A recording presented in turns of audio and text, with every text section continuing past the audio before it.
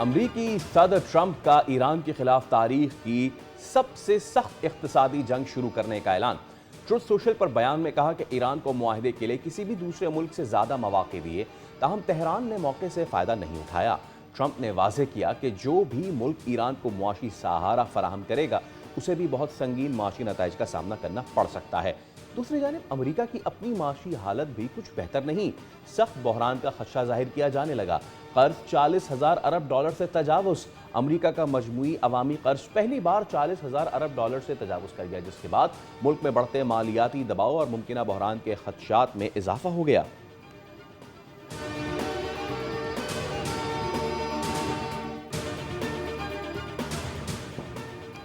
ایرانی وزیر خارجہ عباس عراقچی کا فیلڈ مارشل سید عاصم منیر سے ٹیلی فون پر رابطہ، خطے کی تازہ صورتحال پر گفتگو۔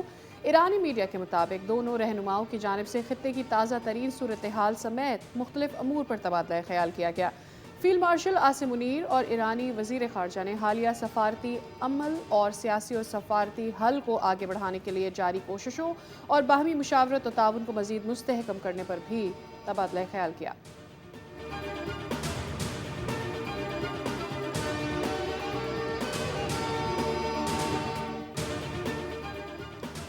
پیٹرول مہنگا، ڈیزل کی قیمت میں بڑی کمی۔ حکومت کی ٹرانسپورٹرز پر مہربانی، ڈیزل 32 روپے 63 پیسے فی لیٹر سستا، لیکن پیٹرول 2 روپے 97 پیسے فی لیٹر مزید مہنگا کر دیا گیا۔ ڈیزل کی نئی قیمت 363 روپے 6 پیسے جبکہ پیٹرول کی نئی قیمت 337 روپے 51 پیسے فی لیٹر مقرر کر دی گئی۔ وزارت پیٹرولیم نے نوٹیفیکیشن جاری کر دیا۔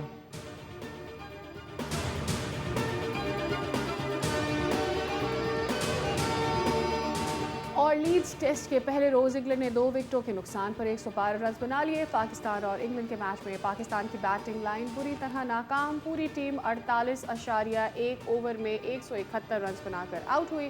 انگلینڈ کے جو روٹ 37 اور جارڈن کاکس 23 رنز بنا کر ناٹ آؤٹ۔ آزان اویس سیریز کی پہلی ہی گیند پر رابنسن کے ہاتھوں LBW، امام الحق اور عبداللہ شفیق کی مزاحمت کی کوشش کی، تاہم دونوں بالترتیب 42 اور 61 رنز بنا کر پویلین لوٹ گئے۔ پاکستانی بلے باز انگلش بالرز کا مقابلہ نہ کر سکے۔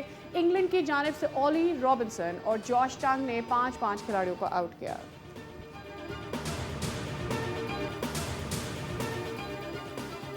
پیپلز پارٹی نے اہم قانون سازی میں حکومت کی حمایت کا فیصلہ کر لیا۔ نئی قانون سازی کے حوالے سے ایوان صدر میں اہم بیٹھک ہوئی۔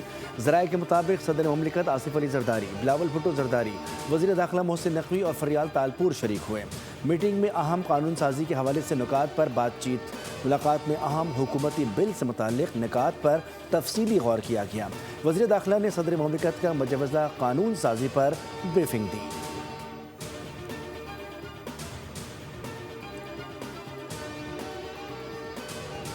روز کا عذاب، روز کی مہنگائی، حکومت کا پیٹرول بم گرانے کا سلسلہ تیسرے روز بھی جاری۔ وزیر اعظم کی ٹرانسپورٹرز پر مہربانی، ڈیزل کی قیمت میں بڑی کمی کر دی۔ ڈیزل 32 روپے 63 پیسے فی لیٹر سستا، لیکن پیٹرول 2 روپے 97 پیسے فی لیٹر مزید مہنگا کر دیا گیا۔ ڈیزل کی نئی قیمت 363 روپے 6 پیسے جبکہ پیٹرول کی نئی قیمت 337 روپے 51 پیسے فی لیٹر مقرر کر دی گئی۔ وزارت پیٹرولیم نے نوٹیفیکیشن جاری کر دیا۔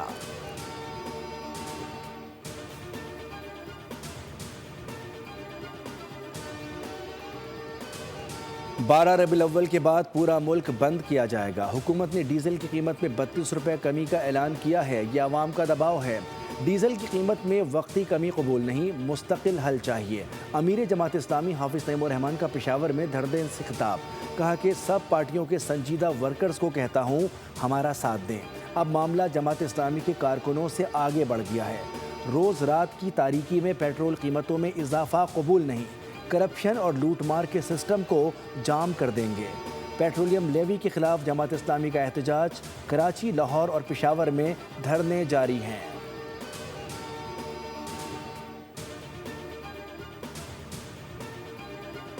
حکومت نے بانی پی ٹی آئی کی آج اسپتال منتقلی کے فیصلے پر نظر ثانی درخواست دائر کر دی۔ درخواست میں موقف اختیار کیا گیا ہے کہ یہ حکم اختیار سماج سے تجاوز کرتا ہے۔ اس کے ذریعے قیدی کو اسپتال منتقل کرنے کے مقررہ قانونی طریقہ کار کو نظر انداز کیا گیا۔ اس پر نظر ثانی ہونی چاہیے۔ بانی کو 5 اگست 2023 کو ایڈیشنل سیشن جج نے 3 سال قید کی سزا سنائی تھی۔ सज़ा के खिलाफ इस्लामाबाद हाई कोर्ट में अपील दायर की गई। ज़ाब्ता फौजदारी की दफ़ा A561 के तहत अस्पताल मुंतकली की दरख्वास्त दी, जिसे अदालत ने मुस्तरद कर दिया था। गुज़िश्ता रोज़ सुप्रीम कोर्ट ने बानी PTI को 2 दिन में शिफा इंटरनेशनल अस्पताल मुंतकिल करने का हुक्म दिया था।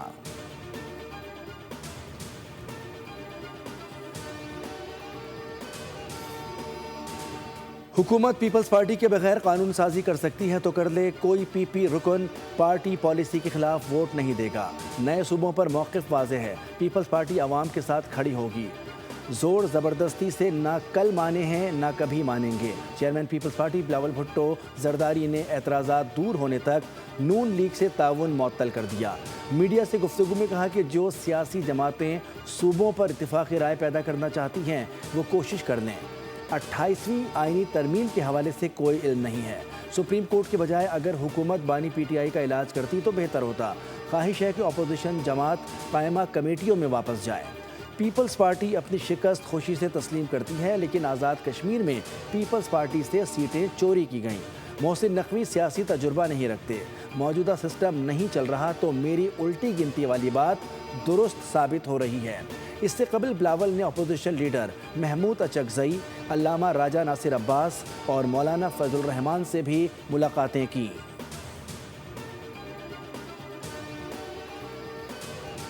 भारत में तैनात अमरीकी सफ़ीर के मकबूजा कश्मीर के हवाले से मुतनाज़ा बयान पर अमरीकी नाज़िमुल उमूर के दफ्तर ख़ारजा तलबी डिमार्च किया गया। पाकिस्तान का गैर ज़िम्मेदाराना और हक़ाइक़ के मुनाफ़ी रिमार्क्स पर शदीद एहतजाज। दफ्तर ख़ारजा का कहना है कि मकबूजा कश्मीर को भारत का हिस्सा करार देने के अमरीकी सफ़ीर के बयान को सख्ती से मुस्तरद करते हैं। कश्मीर से मुतालिक हतमी फ़ैसला अक़वाम मुत्तहिदा की करारदादों और कश्मीरी आवाम की ख्वाहिशात के मुताबिक होना बाकी है। अमरीकी सफ़ीर का बयान अमरीका के देरीना मौक़िफ़ और बैनुल अक़वामी क़ानून से मुतसादिम है।